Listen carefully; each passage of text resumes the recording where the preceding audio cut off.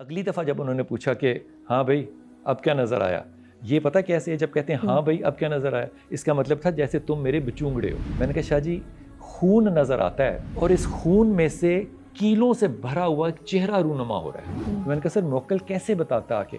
انہوں نے کہا کہ آپ کے یہ جو ناخن ہے نا دو، جس طرح آپ ان کو چھیڑتے ہیں آپس میں تو جیسی ان کی جتنی باریک آواز ہوتی ہے۔ تو میں نے کہا شاہ جی ہم 4 فٹ پہ بیٹھے ہیں، آپ کو میری یہاں سے تو آواز آ نہیں رہی، تو موکل کیسے کان میں بول جاتا؟ آج آپ کے صوفیہ کرام جو ہیں وہ لوگوں کو جو چیز بیچتے ہیں اس کا نام ہے خوف، نوکری کا خوف، اولاد کا خوف، مستقبل کا خوف۔ اگر آپ کوئی بھی ایک پہاڑی یا کوئی بھی میدان کا ایک کونا لے کے نا مٹی کا ایک ڈھیر لگا دیں، اس پہ ایک چادر بچھا دیں تو کام بن جائے گا۔ آپ یقین کریں جی جی، کسی کے کہنے کی بھی دیر نہیں ہوگی اور لوگ آ کر وہاں چڑھاوے پہ بھی ہوں سجدے گے، اور بالکل، دعائیں کرنا سب شروع کچھ کر ہو دیں جائے گے۔ گا۔ جو لوگ ہیں نا وہ اس شرک کے اندر اتنے زیادہ ہیں کہ ان کو پھر اللہ کی ذات نظر ہی نہیں آتی۔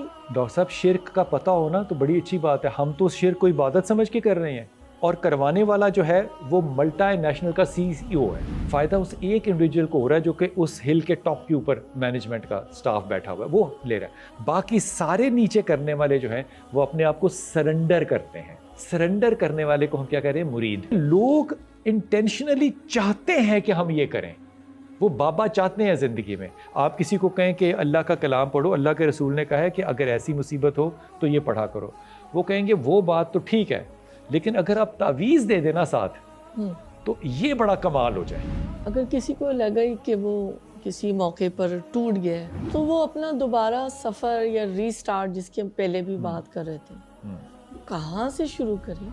مجھے لگتا ہے کہ اللہ جتنی بھی تکلیفیں دیتا ہے کسی شخص کو وہ راہ راست پہ لانے کے لیے دیتا ہے۔ حضرت ابو ہریرہ سے رسول پاک صلی اللہ علیہ وسلم نے بخاری میں کیا فرمایا؟ کہا لا حول ولا قوت الا باللہ، یہ پڑھا کرو، اس سے 99 غم دور ہوتے ہیں۔ میرے نبی نے کوئی ایسا کام نہیں کیا جو میں نہیں کر سکتا۔ میرے نبی نے بھوک کاٹی مجھ سے زیادہ، میرے نبی نے سفر کیا مجھ سے زیادہ، میرے نبی نے جہاد کیا مجھ سے زیادہ۔ میرے لیے آئیکونک پرسنالٹی اس لیے نبی پاک صلی اللہ علیہ وسلم ہے، ایمان کے علاوہ کہ اس شخصیت نے مجھے زندگی کے کرینے سکھائے ہیں کہ غم میں کیا کرنا ہے، خوشی میں کیا کرنا ہے۔ یہ کرینے میرے خیال میں اگر زندگی کا حصہ ہوں تو پھر کوئی غم نہیں اور کوئی خوشی بھی خوشی نہیں۔